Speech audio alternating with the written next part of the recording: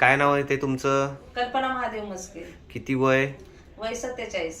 काय त्रास होता तुम्हाला? माझ्या मेंदूमध्ये रक्ताची एक गाठ झाली होती, फुगा झाला होता आणि तो फुटला होता. दादा काय झालं होतं? आजाराचं नाव काय झालं? ब्रेन अॅन्युरिझम. पेशंट आला त्यावेळी कशा कंडिशन मध्ये होता? पेशंट आला त्यावेळेला पेशंट म्हणजे असं थोडासा ह्याच्यामध्ये होता, बेशुद्ध होता. बेशुद्ध पडला होता म्हणून त्याला आणलं होतं. पहिल्यांदा कुठे ऍडमिट केलं होतं? नाही ऍडमिट नाही कुठेच नाही, केलं. डायरेक्ट इकडे चालू आम्ही. पहिला आम्ही MRI करायला गेलो होतो. MRI करायला बिर्ला हॉस्पिटलला गेलं होतं ना? राजगुरुनगरला आम्ही हॉस्पिटलला गेलो होतो. टाकळकर हॉस्पिटल. टाकळकर हॉस्पिटल. त्याने सांगितलं की MRI करावं लागेल. मग MRI करायला इथे आणलं होतं. मग MRI केला वगैरे.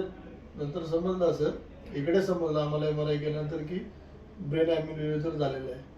बरं. त्यानंतर मग आम्ही औषधोपचार इथे चालू केले. ऑपरेशन केलं, तिथं मोठं ऑपरेशन झालं. ऑपरेशन कुठं झालं दाखवा? स्पर्श हॉस्पिटल.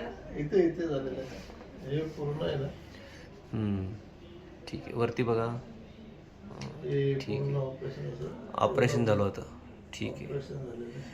किती, 1 वर्ष झालं मग आज? 1 वर्ष झालं. डिसेंबर महिन्यामध्ये 1 वर्ष झालं कम्प्लीट एक वर्ष माझ्या झालं. ऑपरेशनला. आयसीयू मध्ये किती दिवस होता तुम्ही? 1 महिना.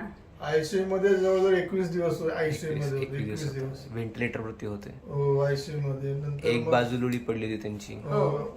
आणि नंतर मग जवळजवळ 8 ते 15 दिवस 10-12 दिवस आम्ही जवळजवळ साधारणतः आम्ही म्हणजे ह्याच्यामध्ये होतो, वॉर्डमध्ये होतो. वॉर्डमध्ये होतो, स्पेशल वॉर्डमध्ये.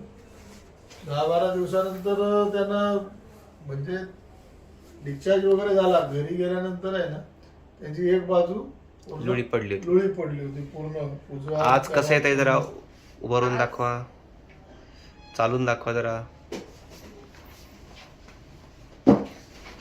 आज एकदम ओके. आता मी चालते, फिरू शकते, माझी कामं करू शकते. तुमची कामं स्वतः करताय? स्वयंपाक हो, स्वतः करताय? स्वयंपाक स्वतः करते. ड्रायव्हिंग करते, नाचते, नाश्ता पार्लर पण करते. हो, पार्लर करता? गुड. हो.